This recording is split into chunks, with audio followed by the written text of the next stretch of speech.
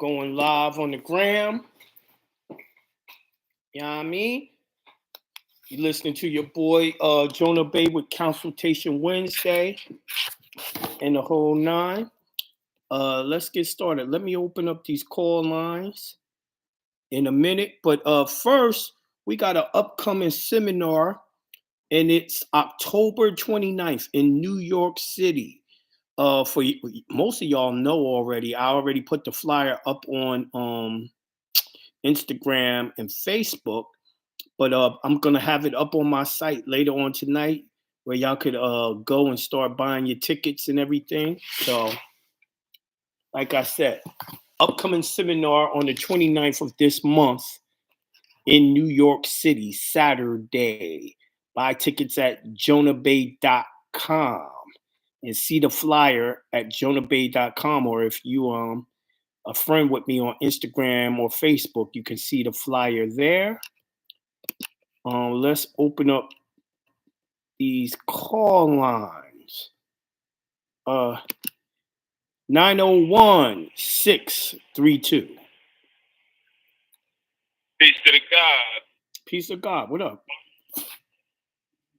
Hey, man, I'm just trying to find out a little more about that 241, 242 lawsuit, man. When we gonna get started with that? Dog, I got prior engagements. When I said earlier last week that when I'm done doing these two seminars, I'll come back and do that webinar. Oh, okay. I didn't catch that then. You didn't catch that. And also, what y'all don't realize is I can't do them all at the same time. It interferes with one another. Right. You know what I mean? Okay. If I do that webinar before I did that seminar in New York, and I owed a seminar from 2 months ago, people wouldn't go to the seminar. They would go on the webinar, right? Right. You know what I mean? So, yeah, you got to time things. Right. Everything take about a month to advertise before, I do it. Okay. I remember a while ago you was talking about doing the webinar for the child support. Did you ever do the webinar for the child support? Yeah, I'm still thinking about doing that. I mean, because too many people keep on asking me, even though I've done it before and I have a child support webinar, I don't think I taught it though. So I'm going to go up and teach it myself and update it and everything.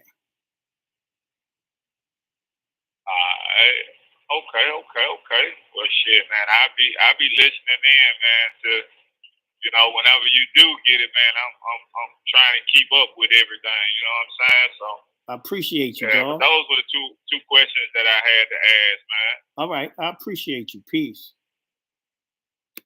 All right, peace. I'm going to 864-606. It ain't really no hands up, man. Shit, I'm gonna leave even earlier. People ain't asking questions. 864-606. Hello. 864-606. Guess they don't know their phone number. I'm going to 731-343. Peace to the God. Peace. Peace, God. What it do, Jonah Bay? Nothing much. What it do with you? Man, trying to clear up what happened last week, man. That was me to call with the mishap. Okay, what happened? Man, I was extending my car, man, and my mom, she pulled up, and my Bluetooth was connected to her car too. So right as we was discussing it, it swapped over to her Bluetooth and her car, and that's pretty much what happened. Oh, that was your mom. You was the dude. Yeah. We was like, yo, this nigga ain't got no control over his girl. Yeah, exactly. But look though, I was like, I've been in the archives. You said We ain't family until you done cussed us out. So let me cuss your ass back out. That was my mom, my guy. I didn't say nothing rude to her. I just like, man, I ain't gonna say nothing crazy to his girl. But damn, what she do? Just grab the phone from that nigga? Shit. I already know. Much love and respect, though. Much love and respect, bro. No doubt, no doubt. Peace. But I got a couple questions though. If you got time. What's going on? You know, I was asking you about. I told you about the new vehicle and whatnot. And you said you was trying to explain about putting it in a trust, but I'm not to that step yet. But what I'm wondering is, when I do my injunctions, as far as editing them and sending them out, would I be straight if I notarize them at the same time and like send them out each following Monday? Or yes, that's what you're supposed to do. Yeah.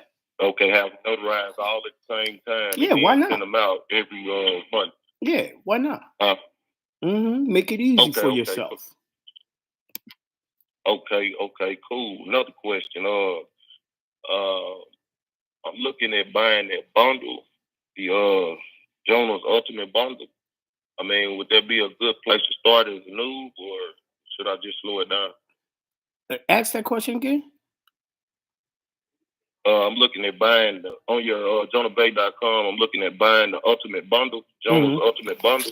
Yeah, you can buy the Ultimate. You buy the Ultimate Bundle. It got everything on the site inside that bundle, except for the trust stuff, and definitely everything on the site teaches you how to do everything that I teach. So, if you got the money, yeah, rock that. Yeah, that's what I'm about to do. It'll be much cheaper than buying it, each thing one after another. That's way cheaper to do. Getting the bundle. Right. That's what I was looking at. I got two more questions. Okay. As far as writing affidavits and submit them to the courts, they have to be on legal paper, typed or written, or no. Only legal documents, contracts are on 8x14. If you was doing a court case and try to give them 8x14, they're not going to accept it. That's 8x11 and a half. Okay, 8x11, just like when I'm doing it for a child. Regular paper. That's all it needs, 8x11. Okay, cool. And as far as pleading the fifth, like right now, operating under the illegals, pleading the fifth, when they get in there and they call out the illegals name, and I'm like, I'm the natural man representing the illegals. I mean, I plead the fifth. Is that how I would go about doing it? You can do it that way. I see no problem with that. What kind of interference would they try to run by me doing that? I'm the natural person here to speak on my property, the illegals. They know what that means. They like you saying that because the audience don't know what you mean. See, they don't want you waking everyone else up. Got you. I mean, but what would they try to do to run interference on me by saying, well, you said they like me to do this. So, yes. Okay, cool. Just get to court. All roads lead to court. So get in there and follow their process and see where it leads. All right. Okay. And then one more thing. It's more of a comment. I'm trying to wake some of my people up closest to me. And, they keep coming with excuses, but I'm not going to let that lead me astray. But one comment that was made was like, what if there was a natural disaster and you know what I'm saying, you needed FEMA or something like that? What would with correcting your status, would they interfere with receiving federal aid or whatever? Check this out. The federal government wants you to take their benefits so that they can make demands on you, right? So if you ever found yourself in a situation that you just had to take their benefit, you can take it, but it's going to put you back in the public. Got you. Because you're going to have to get in there and put in that social and all of that, right? Yup. Okay, it wouldn't be no way to use that EIN or nothing for that. You got to remember, they only got benefits for United States citizens. So if you're trying to use an EIN that's associated with a trust, that's a national, that's not a US citizen. They ain't gonna do nothing for you. You self-sufficient. It makes sense. Everything you say makes sense, man. I be on them, be in the archives every day. Like I say, I drive for a living, so Right. I'm in them archives hours. I'm listening like 2 shows a day, and man, everything is falling into place. Adding up, man. I appreciate the All good right. work you putting in, bro. Thank you, man. Peace. Peace out. All right, I'm going to the next caller, 310-403. Someone on the gram said they got a question. You got to call into Blog Talk Radio to ask your questions and press 1.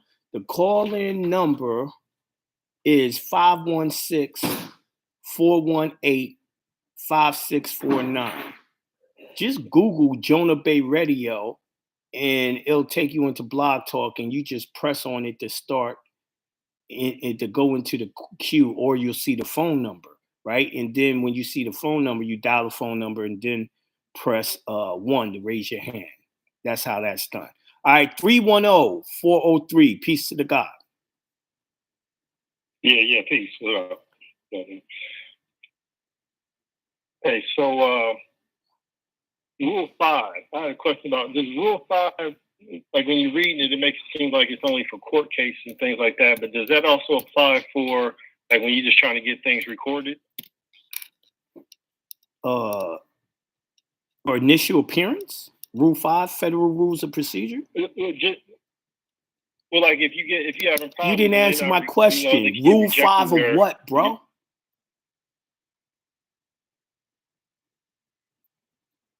Say that one more time. I didn't hear you. It's mad Rule 5s. Rule 5 of what? Federal Rule 5 for when they gotta Federal Rule 5 when they gotta accept the filing. Federal Rules of Criminal Procedure. Initial appearance. Yeah, my bad. This is the things to do when they arrested you for something and you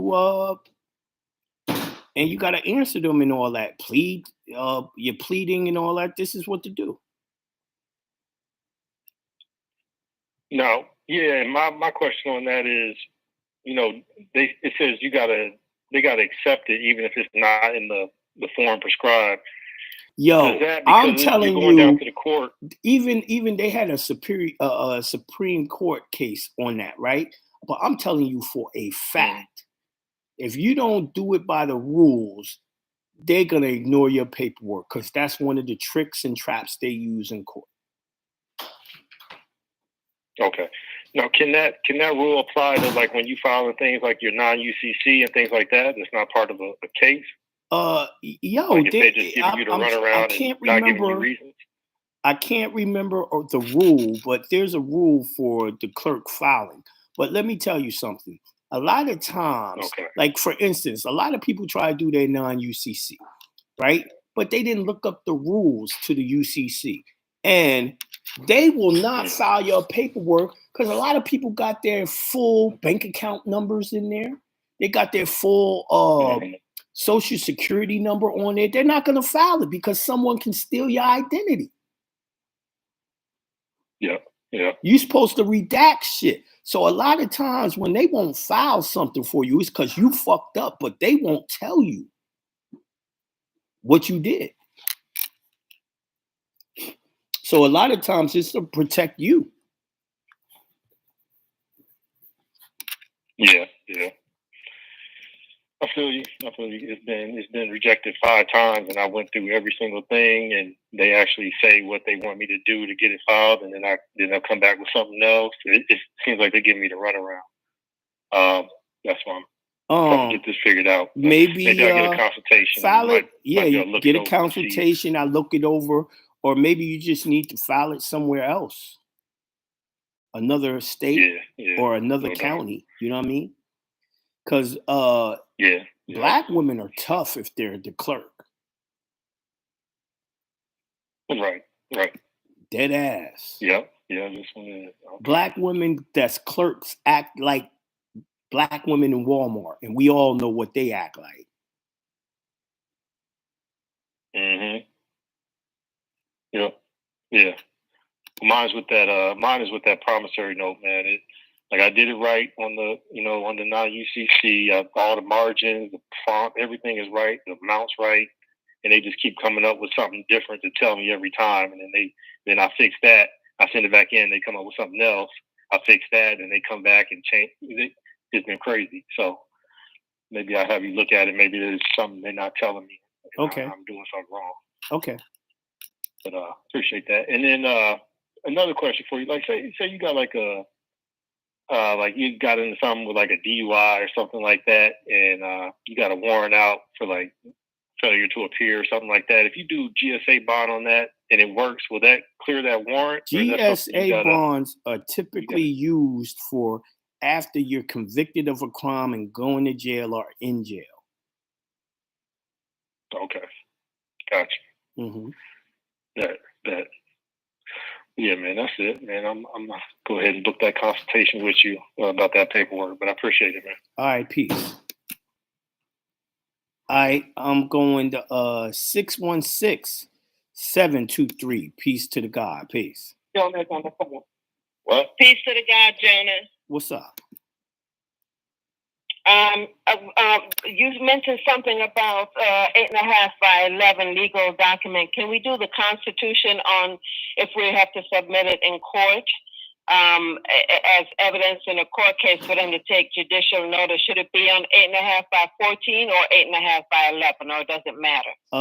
14 because of the original is on that, but you could do it either way.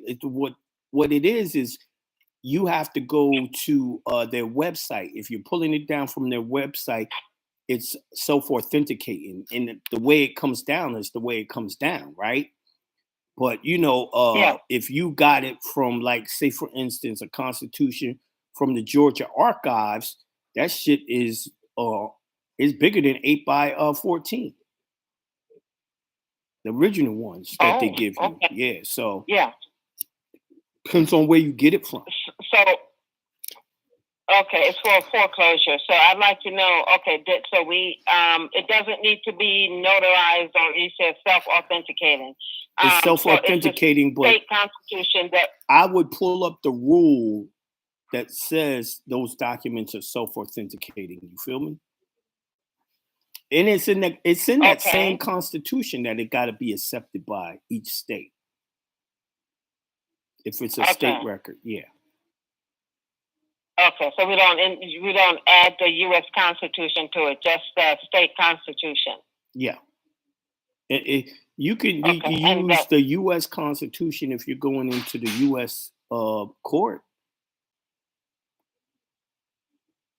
Yeah, no, they do district courts here for foreclosures. Mm-hmm. District court is federal court, isn't it? Not here. That I know of. They call it district court on the state level? Yeah, here. Okay. State of Michigan. Yeah. Yeah, I was just about to ask you what state. All right, cool. Mm-hmm.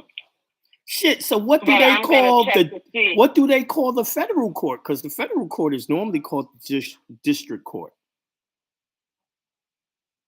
I thought it was like they say United States something court. Yeah, it's supposed to be United States District Court, but I'm sure they're not calling it United States District Court when the state court is district, because that's too confusing. No, they may say 63rd District Court or 60 something District Court, 17th District Court. Got you. Yeah.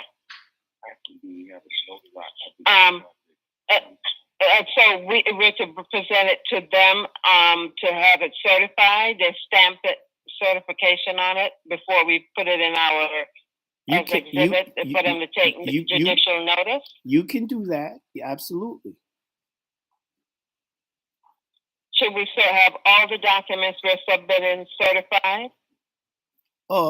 If you authenticated it, Uh-huh. you authenticated it.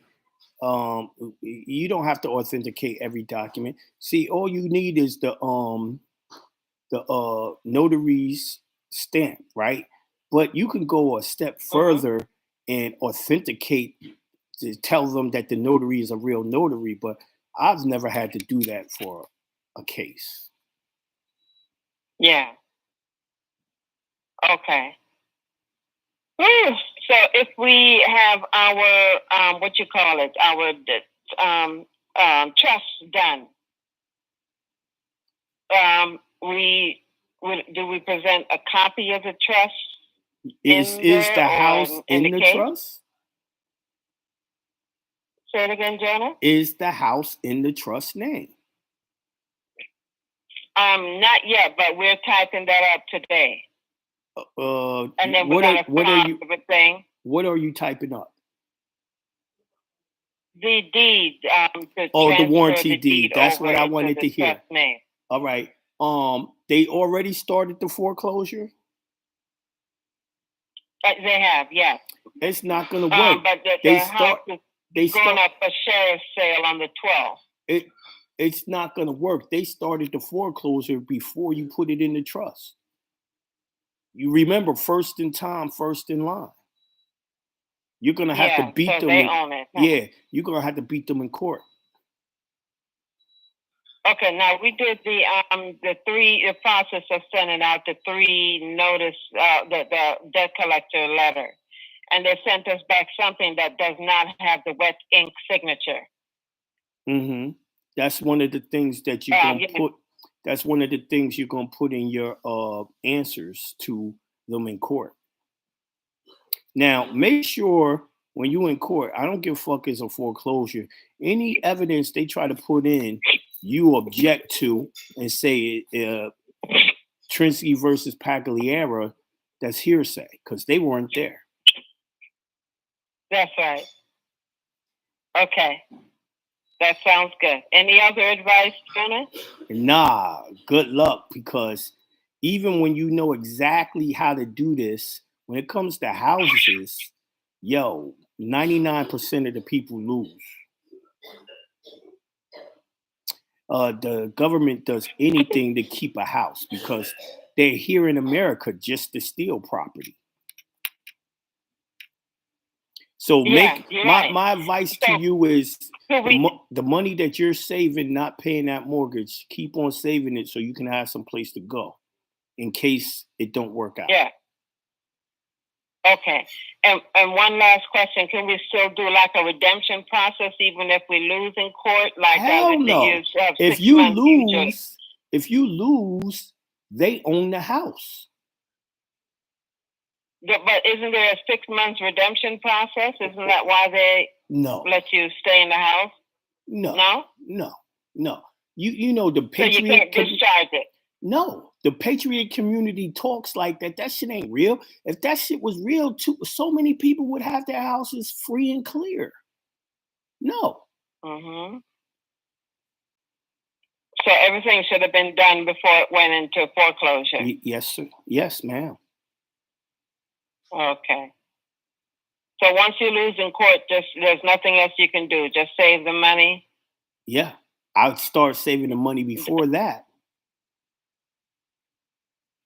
Okay. So you got to remember, no 1099 to get that money back. It ain't gonna work. Listen, man, I know what I'm talking about. I've been foreclosed on before. Mm-hmm. And it was after I already won people's houses. So, I knew what I was doing. And like I said, 99% of the people lose. Ain't no way to fix it after that. For real. Everyone got these rumors. 90 seconds. Nah, everyone, you can sue them for fraud, but shit, you're going to have to figure out how to prove it. You can always go back for fraud. Fraud has no statute of limitations. Right. So could we look for the QSIP number on the house and introduce that into the case? Listen, I've fought it all those ways. That ain't going to work. You'll never get enough information to prove 60 seconds that they getting paid and you didn't. Yeah, But the show's over. Thanks for calling in. I wish you well. Thank you. Mm-hmm. All right, we got an upcoming seminar on the 29th of October in New York City. My son's gonna put the flyer up on the website. Go to jonahbay.com so you can get ticket information. Thanks for tuning in. I appreciate y'all. We out. Peace.